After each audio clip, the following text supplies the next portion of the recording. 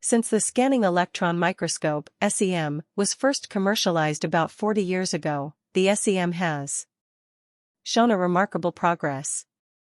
Now, many types of SEMs are being used, and their performance and functions are greatly different from each other.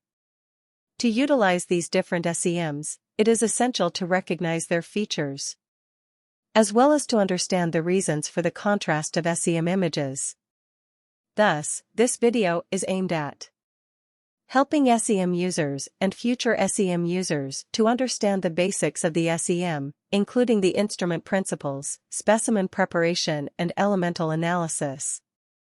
The scanning electron microscope (SEM) is used for observation of specimen surfaces. When the specimen is irradiated with a fine electron beam, called an electron probe, secondary electrons are emitted from the specimen surface.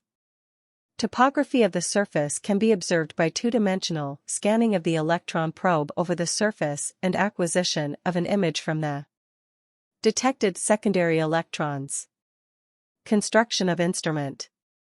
The SEM requires an electron optical system to produce an electron probe, a specimen stage to place the specimen, a secondary electron detector to collect secondary electrons, an image display unit, and an operation system to perform various operations. Figure 1.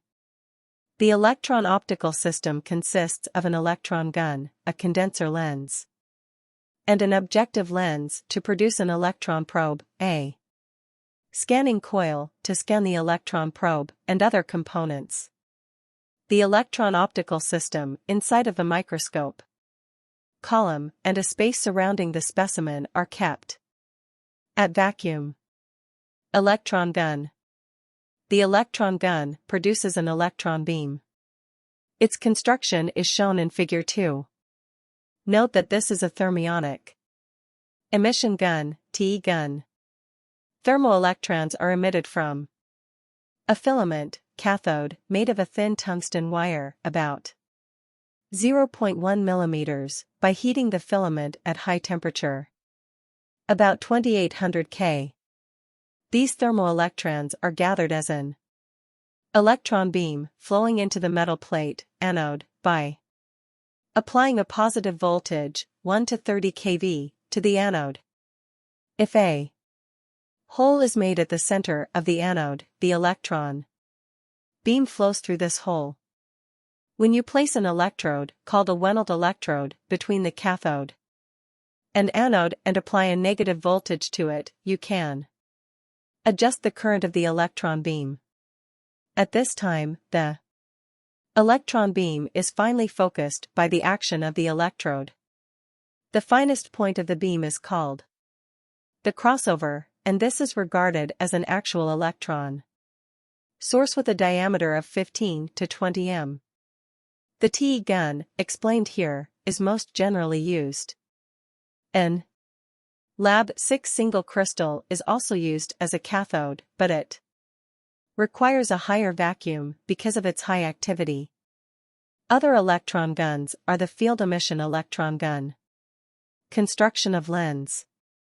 An electron microscope generally uses a magnetic lens. When you pass a direct electric current through a coil-wound electric wire, a rotationally symmetric magnetic field is formed and a lens action is produced on an electron beam. To make a strong magnetic lens with a short focal length, it is necessary to increase the density of the magnetic line. Thus, as shown in Figure 3, the surroundings of the coil are enclosed by yokes so that part of the magnetic field leaks from a narrow gap. A portion with a narrow gap, called pole piece, is fabricated with a high accuracy. The main feature of the magnetic lens is that when you change the current passing through the coil, the strength of the lens is also changed. This is not achieved by an optical lens. Secondary electron detector. The secondary electron detector is used for detecting the secondary electrons emitted from the specimen. Its construction is shown in Figure 6. A scintillator, fluorescent substance, is coated on the tip of the detector and a high voltage of about 10 kV is applied to it. The secondary electrons from the specimen are attracted to this high voltage and then generate light when they hit the scintillator. This light is directed to a photomultiplier tube, PMT, through a light guide. Then, the light is converted to electrons. And these electrons are amplified as an electric signal. A supplementary electrode, called the collector, is placed before the scintillator. In general, in order to help the scintillator acquire secondary electrons, a few hundred volts is applied to this collector. By changing this voltage, you can control the number of secondary electrons to be collected. This type of the detector was originally developed by Everhart and Thornley, so this detector can be called the ET detector. Many SEMs incorporate this detector in the specimen chamber. However, when a SEM is equipped with a strongly excited objective lens for higher resolution, see page 19, a secondary electron detector is placed above the objective lens, and secondary electrons are detected by utilizing the lens magnetic fields. This detector is often called the TTL, through the lens detector magnification of SEM. When the specimen surface is two-dimensionally scanned by the electron probe, a SEM image appears on the monitor screen of the display unit. At this time, if the scan width of the electron probe is changed, the magnification of the displayed SEM image is also changed. Since the size of the monitor screen is unchanged, decreasing the scan width increases the magnification, whereas increasing the scan width decreases the magnification. Figure 7 shows this principle.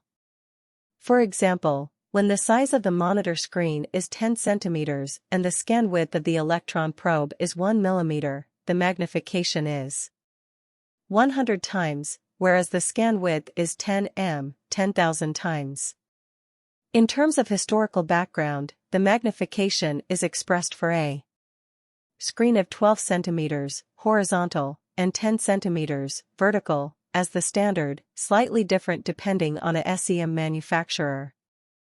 If a display unit has a larger monitor screen compared to the standard size, the magnification of the displayed SEM image becomes larger.